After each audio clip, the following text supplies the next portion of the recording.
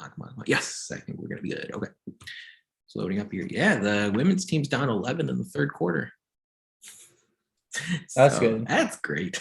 That's great. Maybe we'll just turn this podcast into a IU women's basketball live stream. Problem at all.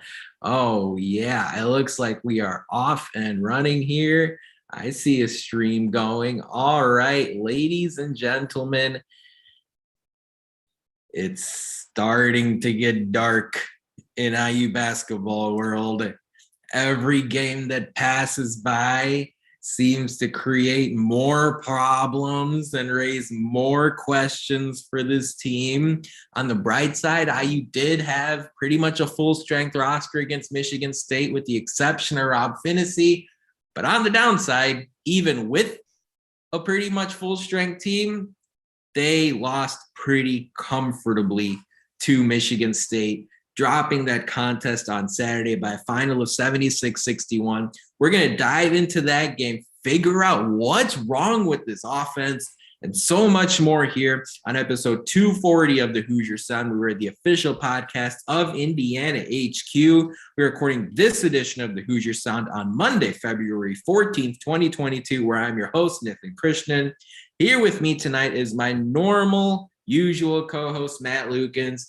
Matt, you were out of order last week. You're back, and, well, things seem to be at close to a low point here as far as his basketball team's concerned. What are your thoughts after that Michigan State game? What's wrong with this offense right now? Yeah, there's a lot wrong with the offense. But, yeah, I was out of commission, much like our basketball team was for the last week. So it's nice to be back. So hopefully that's a good omen for things to come for the basketball team. But, yeah, I watched the Michigan State game begrudgingly. And, look, I knew we were going to have a hard time. Michigan State's a good team. But, like, I didn't think we were going to have that hard of time. It came down to, one, let's give credit where credit is due. If you look back on the last couple games, we've played two of the better defenses in our last three games. We've played two of the better defenses in the Big Ten. Illinois is pretty good. And Michigan State is actually fantastic. We played them on the road. Your offense is bound to look bad. And then we lost Northwestern, and I think we actually beat Northwestern. I think this is not a controversial opinion. I don't think we beat Northwestern if we have the other four guys. Yeah, well, we do. We lost by 8 on the road to a team, but we didn't. So now this Wisconsin game into an absolute must-win game.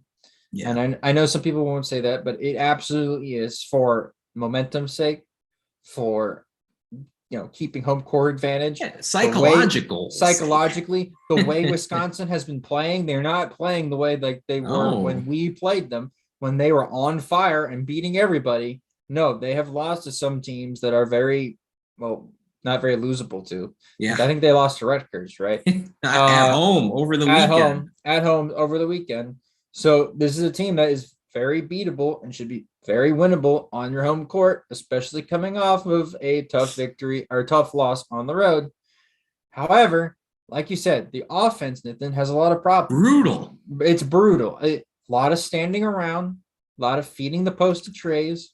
Trey's has shown an inability against bigs that are either bigger than him or more athletic than him or both to falter in the face of some athletic adversity. And I can tell you why, right? Look who Indiana's facing, not just on the court, but off the court as well. You're talking about Tom Izzo. You're talking about Brad Underwood at Illinois. You're talking about, some of the best coaches in the league, Juwan Howard at Michigan. They know Trace Jackson Davis. They've watched him play the last 2.5 years. You can't keep throwing the same look over and over at these opponents, especially when they have capable post players, right? We're not in December anymore. We're not in January anymore. These teams now, as they get more and more desperate to win games, they know exactly how to defend your best players. So you got to keep throwing wrinkles at them. Matt, give me a solution here. How can Indiana here, a team that struggles to score forget 70 points. They struggled to score 60 over the course of these last 3 games. What's a solution here that Mike Woodson and the staff can look to in order to figure things out? Yeah, so I think the number one solution is getting more offense in transition. I think you're looking at Indiana's opportunities. I think they're the most efficient as far as offensive efficiency margin when they're in transition. So meaning if they take a shot in the first 5 seconds or 6 seconds of the shot clock, it's probably their most efficient shot they will take the entire game. And so I would like to see IU get out and transition more. In the Michigan State game, they tried to force it over the top to Trace a couple times in transition. I don't think that's the way. I think using him as a bit of a decoy sometimes in transition is a way to work in some baskets. But getting the ball in Xavier Johnson's hands and running and going, I think, is one way to really open up the offense. The second way is the shooter's got to start making shots. It is actually unacceptable for the team to shoot 23% from 3 and 59% from the line. Trey Galloway, 0 of 3, Miller Kopp, 1 of 3, Stewart, 1 of 7 from 3-point line. Really tough game for him. We brought in these guys to hit 3-pointers. You hit 4 of those, and this is a very close game.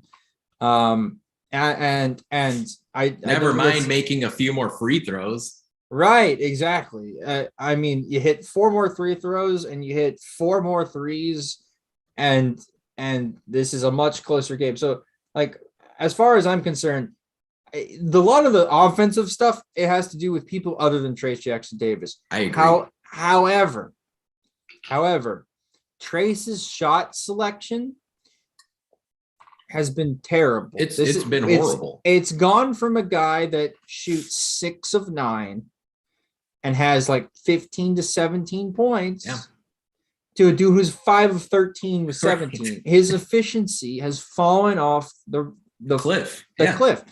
And it's a lot down to, I'll point out the perfect possession.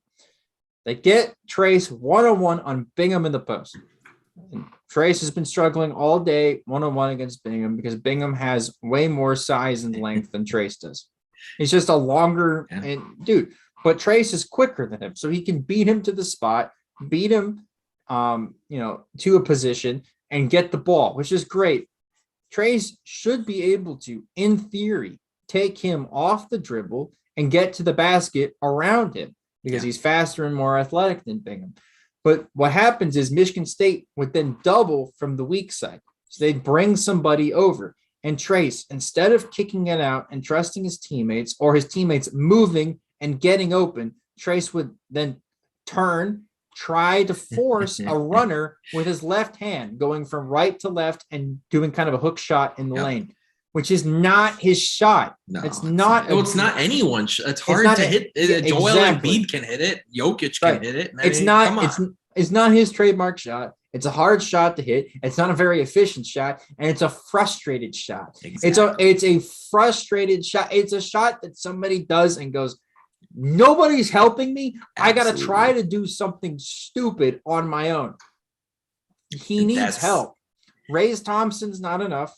No, he had a great game. He was 13 points, 5 of 10, 1 of 1 from 3. We should win games in which Race Thompson is hitting absolutely 3-pointers. And Race Thompson was outstanding. Before we really dig into all the issues on this IU offense, Race Thompson has been outstanding for Indiana, even during the slump for the Hoosiers. Yes. Some of the physical play that he brings to the glass on both ends of the court, it's mind-blowing to watch how physical he's going up there like a football player, not like a basketball player, in order to grab some of those rebounds. I saw it in person when I went down to Maryland to watch the Hoosiers and the Terrapins, and he brings a different element than almost every other player on the court when it comes to rebounding the basketball. Sky's not falling. Okay, sky's not falling. Indiana is 16-8, 7-7 in conference play. Things are okay because, as you pointed out, Matt. Indiana is shooting 30% from 3, which is 13th in the Big Ten. They're shooting 67% from the free throw line, which is 13th or 14th in the Big Ten in conference play.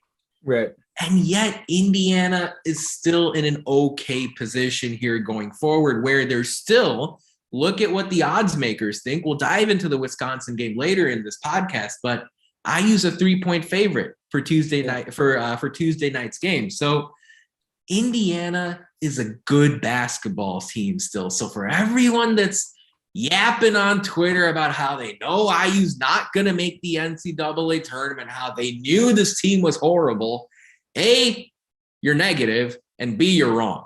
Because right now, as things stand, Indiana's in the NCAA tournament, and if you project out, if you play out the rest of the season, as the computers do it, Indiana's still projected to make the big dance. So holster the tweeter just a little bit. Who's your name? Just a little bit, okay? Now, as far as how IU can help their offense going forward, I love the idea of getting Trace Jackson Davis different ways to attack defenses. I love the point you made about transition. I feel like Indiana is as good of a transition team as there is in the Big Ten. Yes. In the start of the second half, when IU went on an 8-0 run to take the lead, it was layup after it was missed shot, rebound, go get a layup. Missed shot, rebound, go get a layup. It's Race Thompson and Xavier Johnson, it's Trace Jackson Davis, and you have Trey Galloway, who's new to the lineup. He's able to facilitate things too. And of course, Miller Kopp is someone who can do a little bit of everything. When IU gets out and runs, I love what I see. And with TJD specifically, he's an outstanding lob catcher on runs to the rim. He's outstanding when he works out of the high post, out of dribble handoffs. I want to see more of that when Indiana plays Wisconsin, because guess what?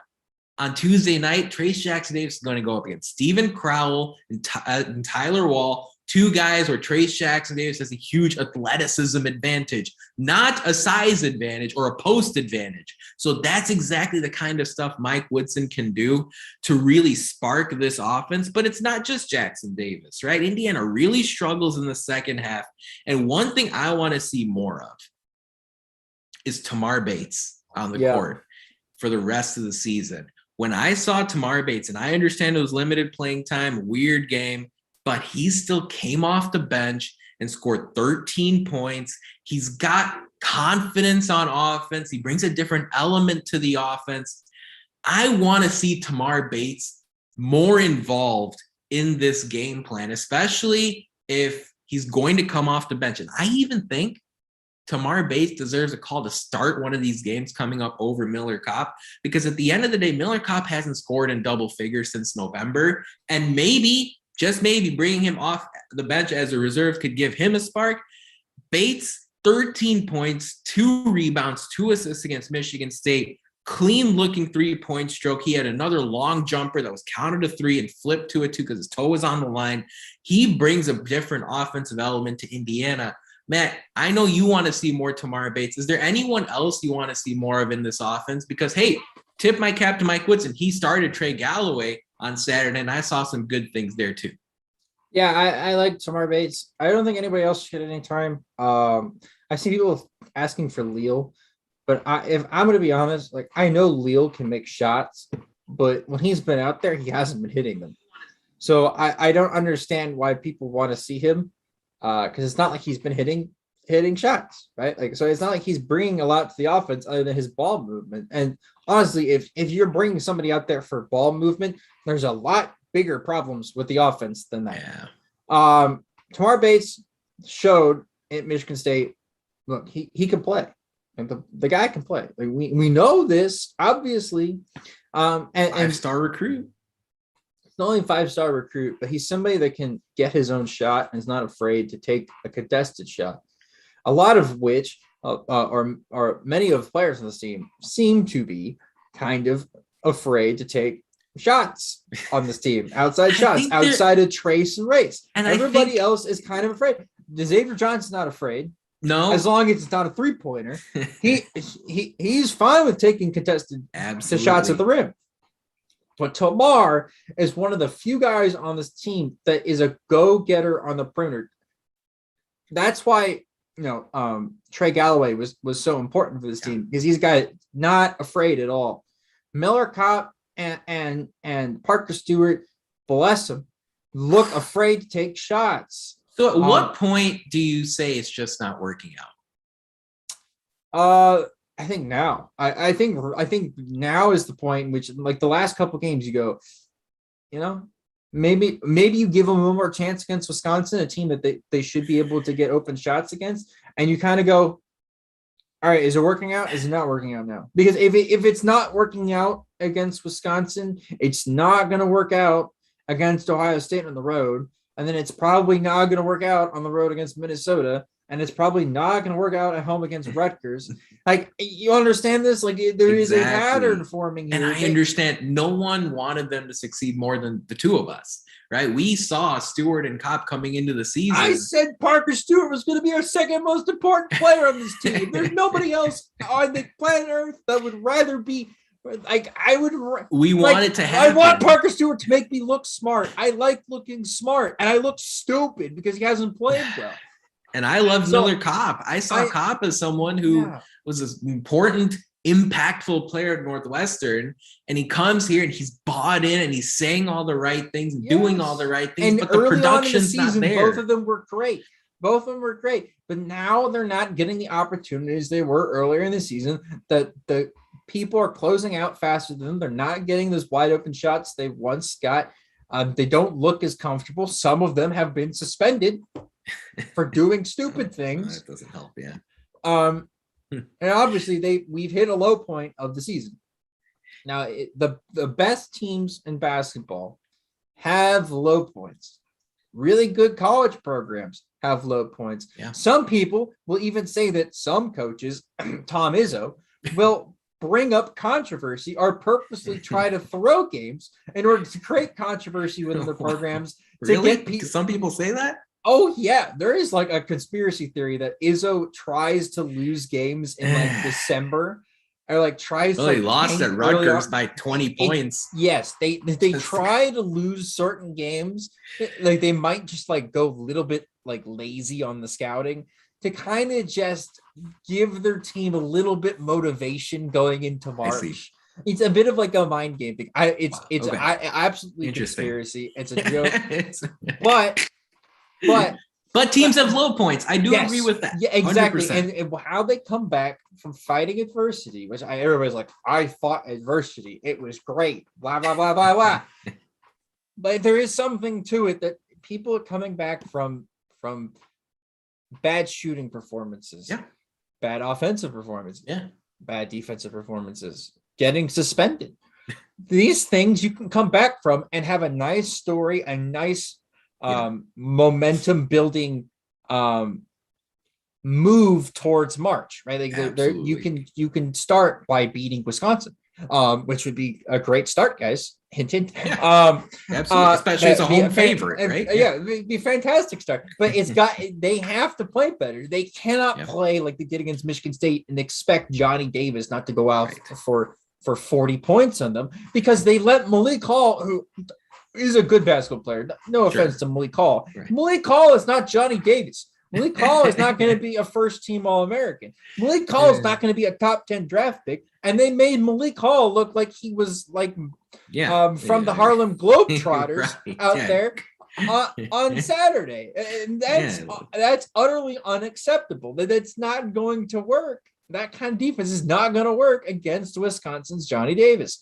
So we need the team to be better on both ends, but especially offense. And it's going to get ugly in Assembly Hall if IU goes down something like 17-5, which I can totally see happening by a Wisconsin team that just clamps down on defense. Well, and they're furious too. It's not going to be cheers in the Assembly Hall's crowd. I will let you know that. Coach Woodson, this is not Bob Knight's era of the Indiana crowd. It's been 20 years of a very hard and difficult time for IU fans. Well, and 5 and 6 years in particular, right? The last five or 6 years where we haven't had an excuse for why we suck. We blew up our program once upon a time, and everybody was like, all right, I guess this makes sense over text messages. Like, I guess this makes sense. Let's just move on, right? We're going to suck for a couple of years. We can suck it up. There was no reason why Archie Miller's teams were god awful. There was no reason why Tom Crean couldn't build a consistent contender. There is no reason why this team should not make the NCAA tournament. They're too good on defense in order to not make the NCAA tournament. Fix the offense. Like I know you were talking about people being negative. Look, at this point, when I watch the offense play in the last couple of performances, especially out of the last 6 games, I watch the offense and I go, this is not it's a mess. What we brought in the staff to do. Be critical. Be critical all you want. Hoosier Nation has the right to point out weaknesses in their team. I'm not saying don't be critical. What I'm saying is the real nasty stuff. Like, oh, I knew this team was never going to get into the March Madness. Like, IU's already beaten Ohio State. IU's already beaten Purdue. IU's already bagged a couple of true road wins. IU's sitting in the top 50 in KenPom. Indiana right now is in the field. The negative stuff. Oh, this team doesn't deserve it. This team is this. No, like all the finger pointing. That's not the way to go. Now, be critical. Be critical all you want. And fair, objective, normal thing to say is that the offense is a tire fire right now. But with that said, in the second half especially is where it really breaks down. And I'm looking forward to seeing Mike Woodson make some quicker, sharper decisions coming out of halftime to really give this team a spark. I would be curious to see if maybe you see more Tamar Bates or you see more Jordan Geronimo in the second half, if it means, hey, these are players who are fresher, they give teams a different look, they've not been as hard to scout in the past. These are the things I'm paying attention to. Now, you talked about adversity and teams that go through low points.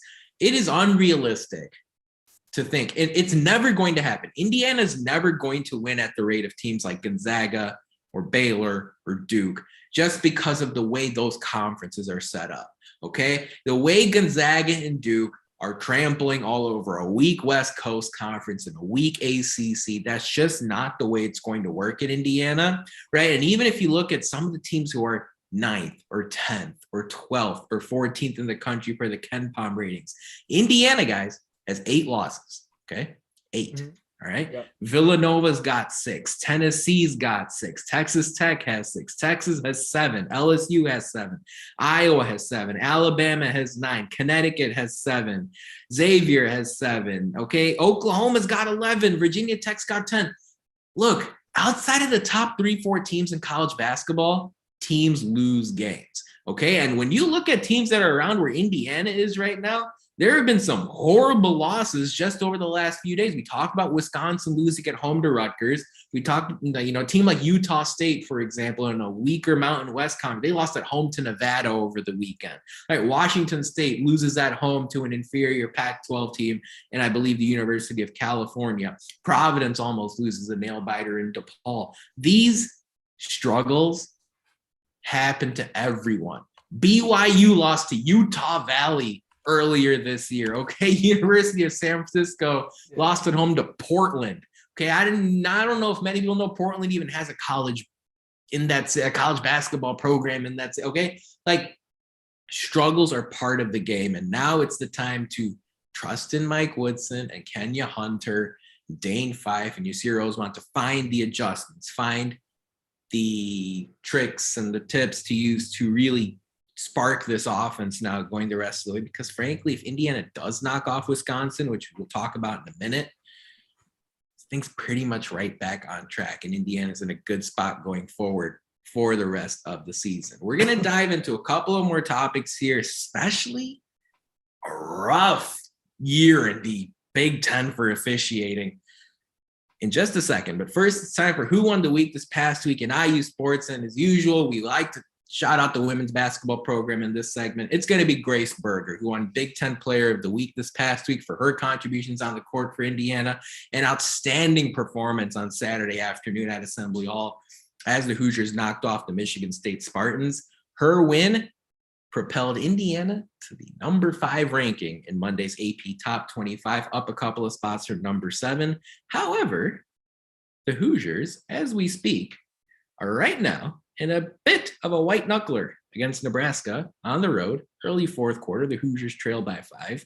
Depending on how our podcast goes, we'll keep you updated on whether or not the Hoosiers suffer a tough road loss in Lincoln or if they pull this one out.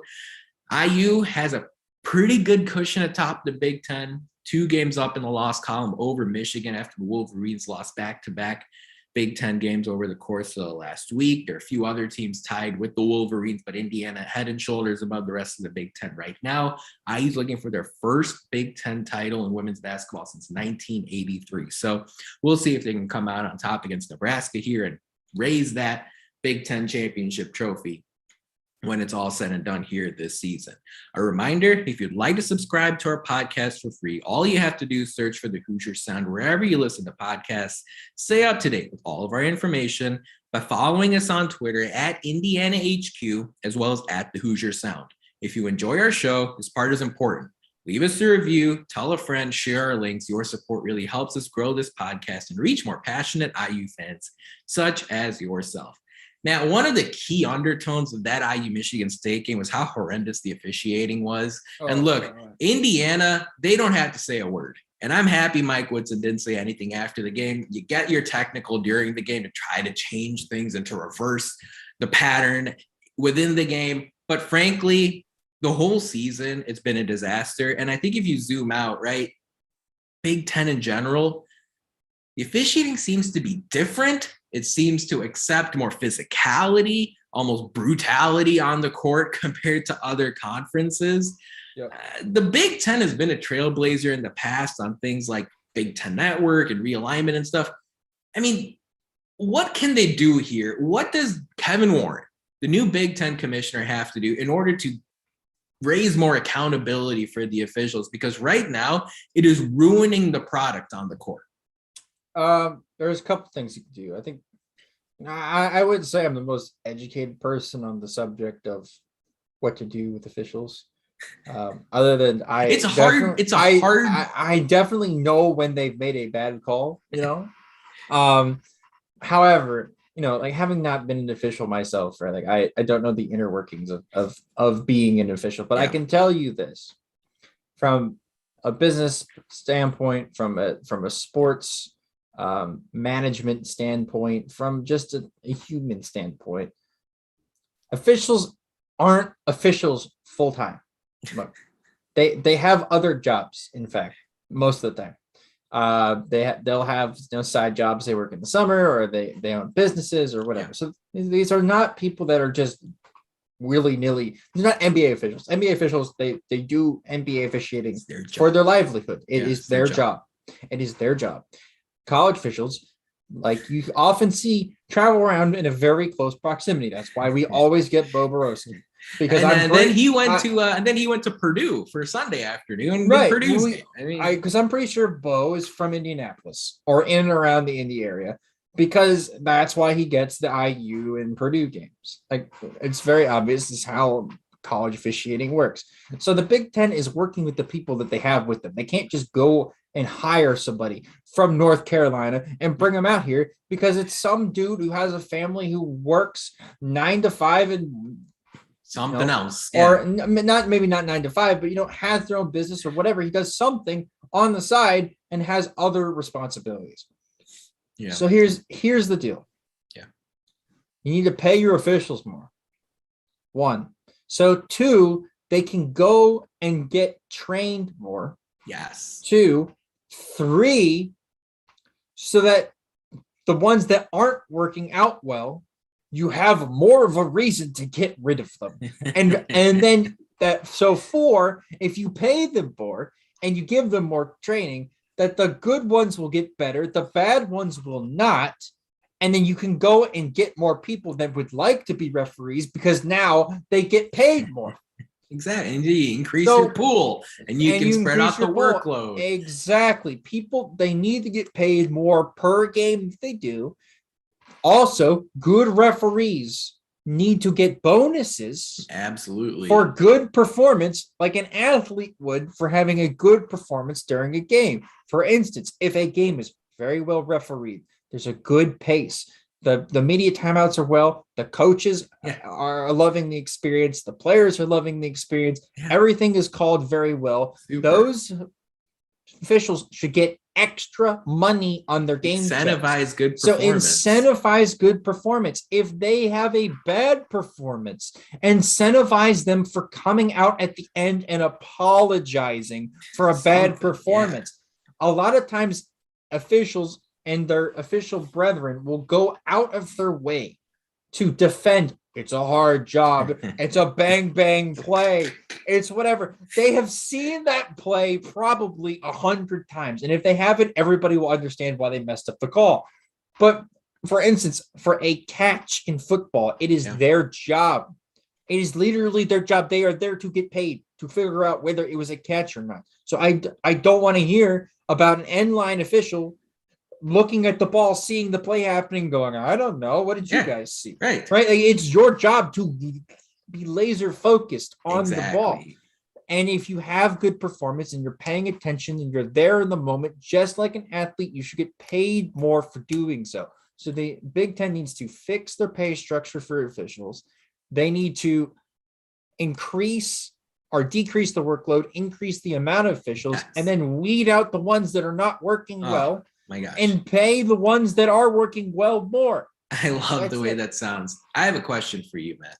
Yeah. Have you ever gone for lunch or dinner at a place and food is supposed to be great and the restaurant's supposed to be famous and popular, but it was ruined by a bad waiter or waitress experience? Okay. So to me, referees are the waiters and waitresses of basketball or football or soccer or whatever, okay? They're there to ensure smooth operation, okay?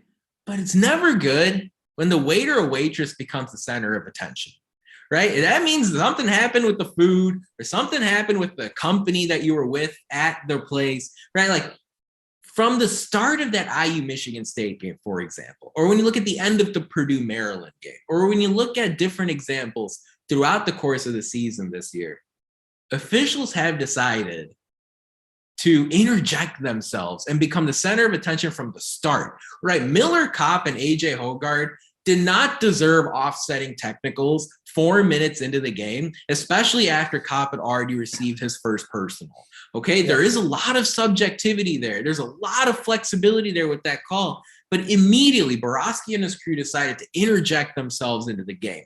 And that can't happen. Okay, that can't happen going forward. And it's not just an Indiana problem. No. Because when you look at the course of the last 22 years in college basketball, the Big Ten has clearly been affected by how games are called differently in their league compared to other high major leagues across college basketball. There have been only 2 Final Four teams out of the Big Ten in the last 5 years, and there hasn't been a Big Ten champ since 2000. There hasn't been a national champion from the Big Ten. Imagine if there wasn't a national champion out of the SEC in college football for 22 years. Yep. That would be asinine. They would riot on there.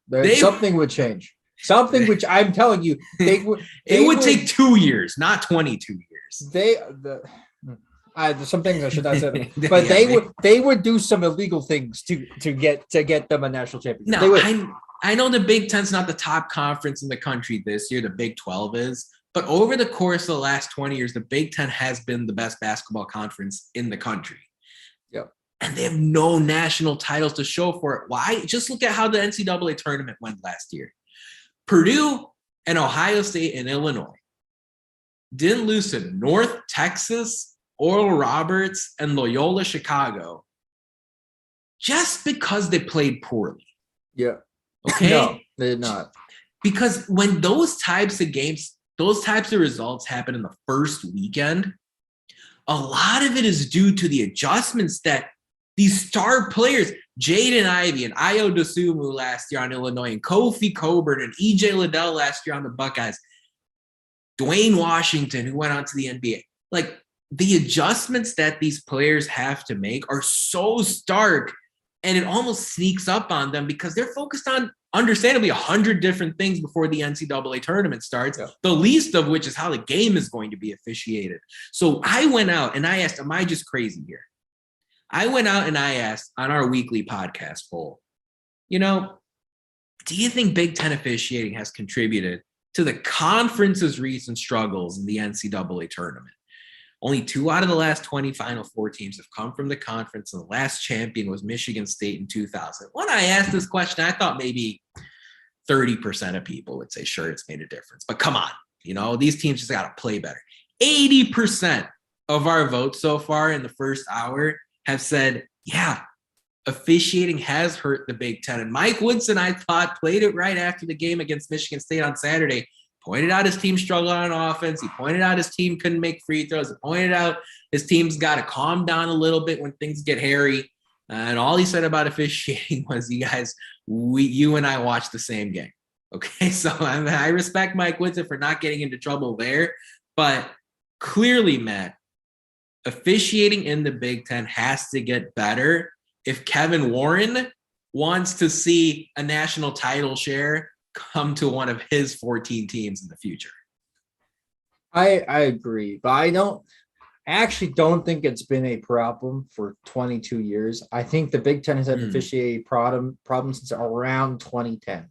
Because then you can tell teams have had trouble in the NCAA tournament since then for the Big Ten, even though we've been one of the best conferences. Remember, in 2012, in 2013, right? Sure. IU and Michigan were up there. Michigan ended up making the Final Four. So I do think it's a combination. Teams need to be better. I think you're wrong about the Big Ten being the best conference in college basketball. I think it's been the ACC for the most part, and they've paid that off with having a bunch of national championships thanks to North Carolina, UNC, it's ACC, it's Virginia, the Big 12, UNC, it's the Big East, it's the Pac-12. People make fun of the Pac-12. Oregon and UCLA have made the Final Four in the last 5 years, same level as the Big Ten. And we know the Big Ten has been a much better conference over the last few years. That's facts.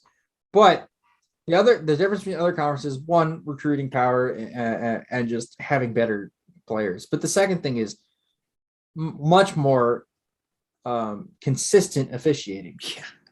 And sadly, it's true. I still think my point stands. I think the teams need to be better. I was one of the 20% of the people that voted for the teams need to be better. But both can be true at the same time. Yeah. And the officiating obviously has not helped. And Mike Woods right. We watched the same game. Everybody on Twitter, including Michigan State fans, like, what are we watching? Both teams. What are we watching? Like, why are we sitting here for 4 hours watching a game that's been 30% of the time focused on the referees? It turned into tackle football. Exactly. Like, it's not a coincidence. You brought up the teams that struggled last year. Who were they? Purdue, Ohio State, Purdue, and Illinois. Yeah, Michigan didn't go as far as people expected them to go. Michigan State lost to UCLA in the first 4. Right. But what of those 4 teams brought Michigan as well? What is something they had in common? Yeah, they played at good big men and they played physically. And in the Big Ten, you're rewarded with fouls for playing physically. In other leagues, they let you play.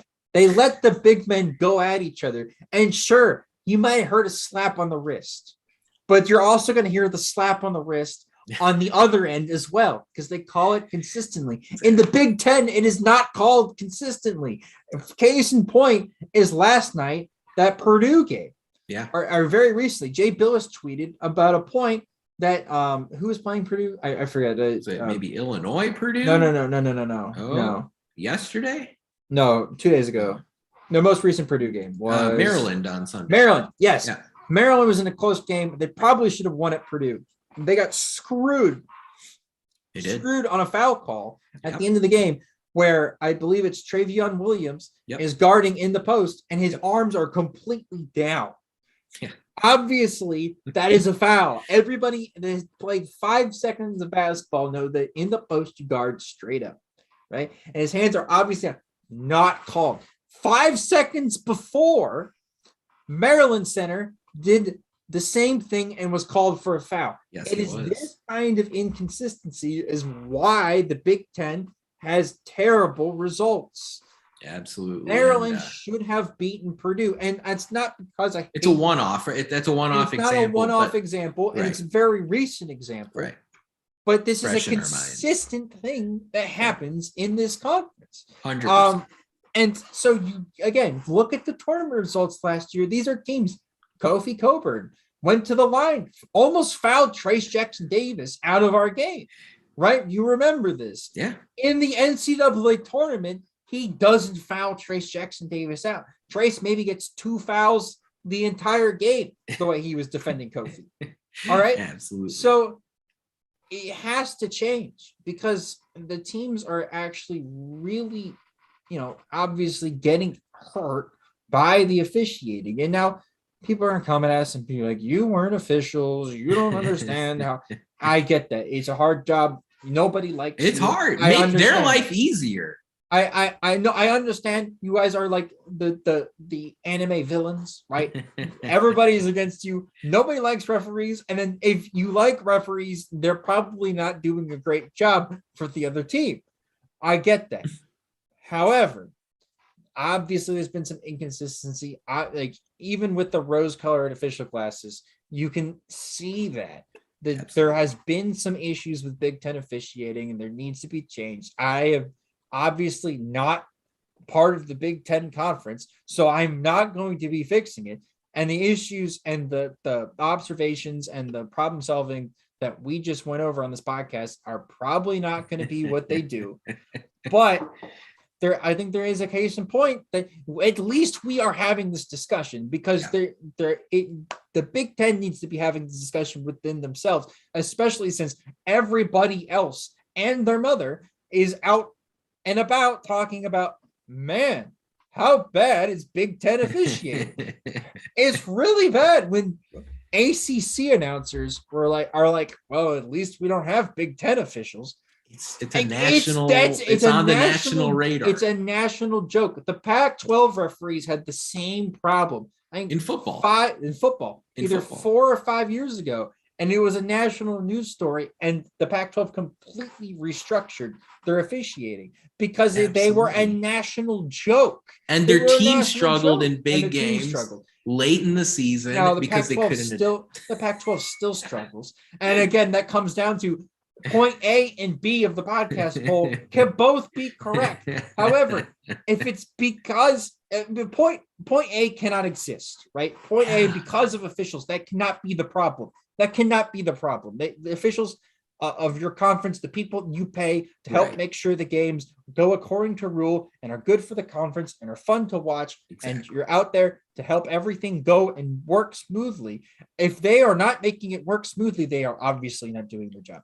So something needs to change. Yeah, something needs to change. Something that I think the Big Ten can incorporate even this season is have officials announce the call to the arena after a review like they do in the NBA. I think having that communication transparency to hear the thought process would be helpful. That's something you can institute immediately. But of course, a lot of these other changes probably need at least a year or two in order to implement. Can't wait to see how Kevin Warren makes those changes. All right, let's preview Wisconsin here in just a minute. But first, it's time for a social media shout out.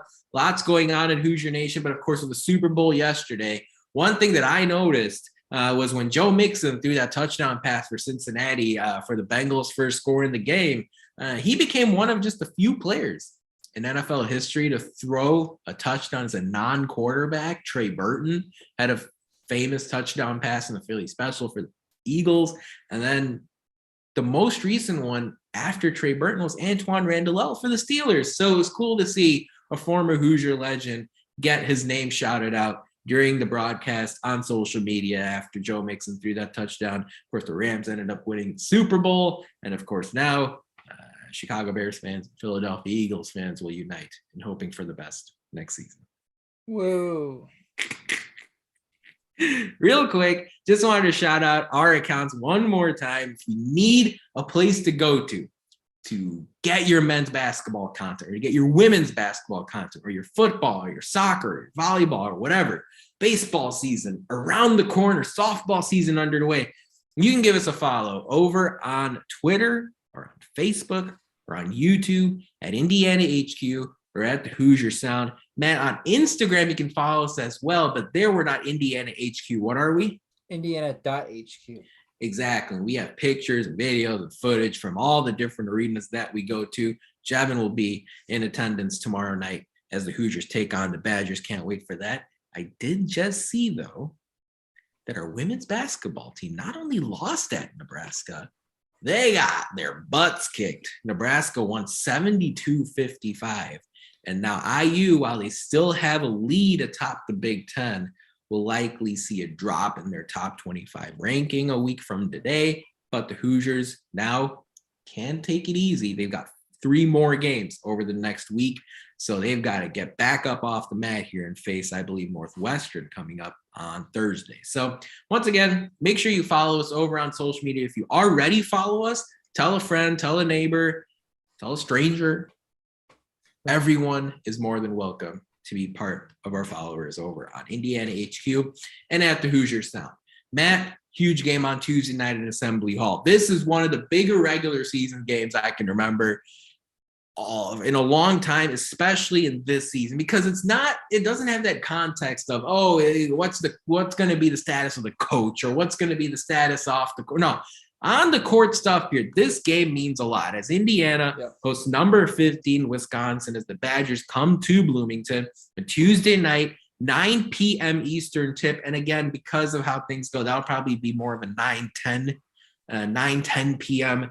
tip-off time from Assembly Hall. It'll be on ESPN2. Make sure you have your ESPN app ready to go with Texas, Oklahoma taking the court before Indiana does. But hey, I love this broadcast pairing. Jason Benetti and Jay Billis on the call. I believe that's going to be the first game for Jay Billis covering the Hoosiers this season. According to the odds makers, Indiana is a 3-point favorite. The over-under is 132. So Vegas is predicting something like a 68-65 final score with the Hoosiers coming out on top.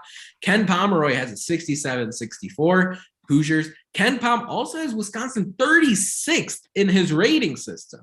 That's right. Wisconsin, according to AP Top 25, is number 15. But KenPom says the Badgers are 36, just a few spots above the Hoosiers in the ratings. They've got a 51st rated offense and a 39th rated defense. They're struggling as of late with 3 losses in their last 7 games and a really, really tough loss as far as just embarrassing loss at home to Rutgers on Saturday around the same time Indiana lost at Michigan State, and Rutgers pretty much led that one wire to wire. Wisconsin beat Indiana in a crazy game in Madison back in December. Obviously, Matt, Johnny Davis is the superstar here. How do you think Indiana stops him, and what are some other key matchups you're looking for? I mean, Johnny Davis. He is their team. It's the first 10 pages of the scouting report. Yeah, he leads the team in points, rebounds, assists, and steals. The only thing he doesn't lead them in is blocks, and he's the second on the team in blocks per game. So I don't think I have to explain to people how important Johnny Davis is now. He does only shoot 33% from 3. That's way less than like the 70% he shot against IU the last time we played them. So hopefully he doesn't catch in Fuego against IU again, like he did in the first matchup.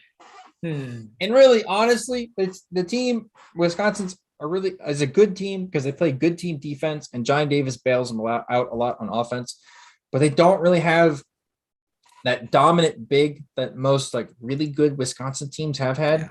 Yeah. I think it's Tyler Wall and Steven Kroll. They kind of pitch in to kind of do what a Big Ten Wisconsin big would normally do, but they don't have that this year. But Brad Davidson's their second leading scorer. He's also not the best 3-point shooter in the world. And honestly, they only shoot 31% as a team, so they should be raining in threes in Assembly Hall. They should be a normal 3-point shooting team. They shouldn't turn into Michigan. I mean the 2022 Warriors. Michigan. Did you see Michigan against Purdue? Yeah, a few days ago. Yeah, they looked. What is going on with that? They should just pretend like they're playing teams from Indiana. I guess every single time they play, because they're just never going to miss another shot. Anyway, not that fluke. They have. Here's the thing about Michigan. They have good performances, though. Yeah, they have good shooters statistically. They just weren't making them, and so it would be nice if IU could pull a Michigan and had shooters who should be making them, starting to make shots. And so the matchups for Wisconsin I'm not going to really go that much to the thing because I don't think they really matter. My question for you is, how do you think Indiana slows down Johnny Davis? Besides prayer. I mean, just put your best perimeter defender on him. Like, I think at the end of the day, you got to put, maybe don't put Race Thompson on him. That Trey Galloway matchup? Maybe put Trey Galloway on him because Trey Galloway has turned out to be a very good perimeter defender. And if Trey Galloway doesn't work, heck, I put Xavier Johnson on him. Xavier Johnson's one heck of a defender. Yeah, he is. Yeah. And gets under people's skin. You just tell Xavier Johnson, look, treat him like he's Steph Curry. Don't leave him. You are glue on his bread. All right, you are bread on his butter. You are cream cheese on his bagel. Yes, you are standing next to him. You have bread with glue. I don't eat glue, by the way. My kids at school would probably tell you otherwise, but I do not eat glue. But you are sticking to him like white on rice. Thank you. Yeah. All right. So you are standing next to him. You're making sure he doesn't get any space. He doesn't get comfortable. The minute Johnny Davis gets comfortable is the minute he goes off for 30. Right. So he's somebody that he's going to get his shots. He's going to make his shots because he's a shot maker. And that's something that IU hasn't had in a while. It makes me really sad when I watch other programs like Jade and Ivy or something like that, who can just randomly go and get a bucket. Because that's all I would do. I know. King's ransom I would pay. We're like, we need the point guard to set up the player to go and do something for him. Sure. Like I miss guys like Yogi. Matt, you just give the ball, he just whoop 3. I don't think Indiana might. I think Tamar Bates could be that. Yes, and that's what. Okay, I wanted to say this earlier because you brought up Tamar Bates. Tamar Bates is the type of player that Mike Woodson is now recruiting. By the way, our boy Jalen Hood-Schifino is a top 8 recruit now. Also plays a little bit like Tamar Bates. Tamar Bates can be that guy. He can't be that guy. He can't be that guy. That's why he was a 5-star recruit, because he can do these things. And hopefully Mike Woodson further on down the program, later on in the years, is going to get a bunch of guys together like a Baylor team, by the way. You look at Baylor, all the guards of Baylor can take everything. Their guys 1v1 and go get a bucket. They all can. And that is something in college basketball that is irreplaceable. Irreplaceable. It is a guards game. Go get a bucket. One guy? Break. We have one Xavier Johnson. We have one dude, Xavier and Johnson. And Tamar Bates. We have 2 guys. 1.5. 1.5 guys that we would trust to go and do this. Trey Galloway is not doing that. If I see Trey Galloway ever pull up crossover, I'm going to lose my mind. Look, Race Thompson's not crossing guys over. That's not happening. Parker Stewart, Milt Kopp for sure are not crossing guys over. If I see them dribbling, I'm like having a heart attack. Yeah. Somebody on the bench, by the way, Christian Lander is somebody that probably could do that, but he doesn't. Like, he gets on the court and he looks like a lost puppy. So you sit here and shot makers and shot creators for this team is their weakness, and that is why they've been struggling down the stretch in Big Ten play, because they don't have anybody that can rescue them from the disease that is feeding the post and watching as Trace Jackson Davis gets mauled. All right, so IU needs more shot makers, and somebody like Johnny Davis is something that IU needs to work on creating. And with the players that they have, Tamar Bates, for later on in his career next year. And so IU needs to make those guys uncomfortable by playing really good defense. So this game is going to be won by IU shutting down Wisconsin's offense, who, by the way, is not world stompingly good. No, it's not. And that's the one thing. Indiana can't make Wisconsin out to be bigger than they really are, right? This game really needs to be, how can Indiana be the best version of Indiana? And if Indiana can channel that, they're going to come away with the victory against the Badgers. Now, one thing that I've noticed here in some of Wisconsin's recent struggles, again, even their wins, have been really unimpressive. For example, they knocked off Penn State 51-49. They knocked off Minnesota in Madison 66-60. They won at Nebraska by single digits in a pretty tight game. One thing that I've noticed is that, combo guards really do a good job, right? You think about someone like Ron Harper or Paul Mulcahy or Geo Baker at Rutgers. All three of those players had really good games against the Badgers on Saturday afternoon. So I'm making that translation over to Indiana. I'm looking for Xavier Johnson to have a really good game. And I want Mike Woodson to capture lightning in a bottle with Tamar Bates here. Mike Woodson's a smart guy, and he has been willing to make changes all season in order to boost the team. Remember when turnovers were a thing? Turnovers not really a thing right now, okay? Yeah. And when you look at how can Indiana improve their shooting percentage, how can Indiana improve their free throw percentage, capturing lightning in a bottle here with Tamar Bates might be the way to go. He had 13 minutes in the blink of an eye against Michigan State. Let's see more of him going forward. Maybe it's in place of Miller Kopp. Maybe it's in place of Parker Stewart. You just shuffle a few more minutes, 5, 6, 8 more minutes over to Tamar Bates, and you could see Indiana get into the 70-point range. Now, I'm also looking for Trace Jackson Davis to impose himself on both ends of the court. Wisconsin doesn't block shots. Okay, they stink. They are one of the worst teams in the country is blocking opposing shots. Trace Jackson Davis is going to have that athleticism advantage. I want to see him take it inside. Someone like Marcus Bingham at Michigan State had a really good game against Wisconsin recently. So I want to see Trace Jackson Davis assert himself inside. So really, there are 3 guys I'm keeping my eyes on for Tuesday night's game: Xavier Johnson, Tamar Bates, and Trace Jackson Davis. Matt, look, Indiana's not going to get too many good 3-point looks on Tuesday night, but Indiana's going to have to force some turnovers here from Wisconsin. They don't give it away too much. When you look at both of these teams on Tuesday night, I'm going to ask you the big question here. Yep. Who do you think wins this game and by how much? Remember, both Ken Pom and Vegas have the Hoosiers winning this by 3. IU by 5. I think they win 65-60. It'll be in that 60-point range. I think IU will finally get over the hump, score 60 and a win, which will be nice. First win in 4 games. Yeah. I just look at the Wisconsin. I think they're kind of something. IU as well, but IU's gonna come out wanting this way more than Wisconsin. Even though don't get me wrong, Wisconsin's gonna be mad because they lost at home to Rutgers, who's looking much better now, by the way. But that being said, IU needs this win way more than Wisconsin does, and it's at home.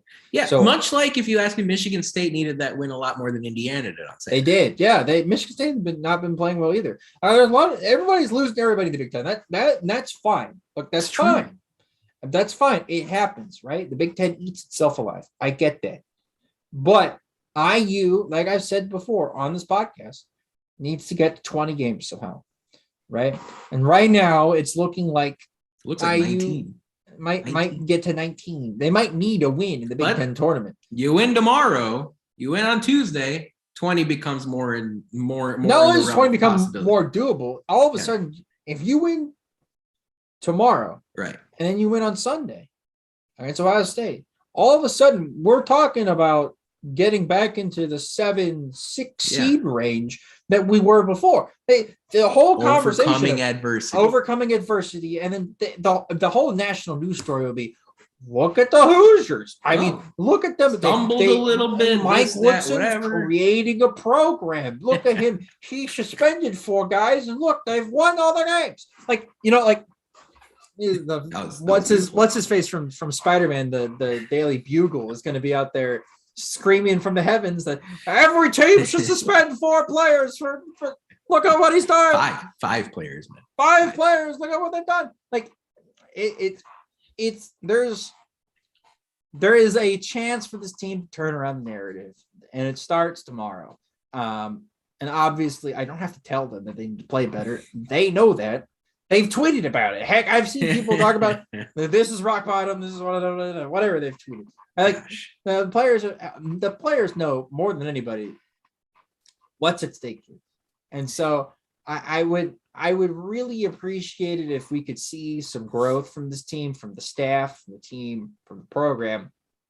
And finally, as a program, get over the hump. Just get in the NCAA tournament. Because Trace Jackson Davis is way too good. Ray Thompson, 3 years, same. in 0 tournament. Let's go. Ray Thompson, 3 years, almost 4. Rob Phinisee. I mean, let's go. Okay, Rob Phinisee, maybe. But the R2 post players are way too good to go for 4 years without making a tournament. Okay. Let's just leave it there. Did you know that this year Wisconsin has road wins at Georgia Tech, at Purdue, at Maryland, at Northwestern, at Nebraska, and at Michigan State? So this Badger team seems to play some of their best basketball away from Madison. But the way I look at it, I think that's a little fluky. I think it's a little fluky there. I think it's a lot of noise. I watched some of those games that they played. For example, when they played at Michigan State, it was one of those things where Michigan State shot like 20% from 3 or something. None of their shots were going in. I think Indiana bounces back on Tuesday night.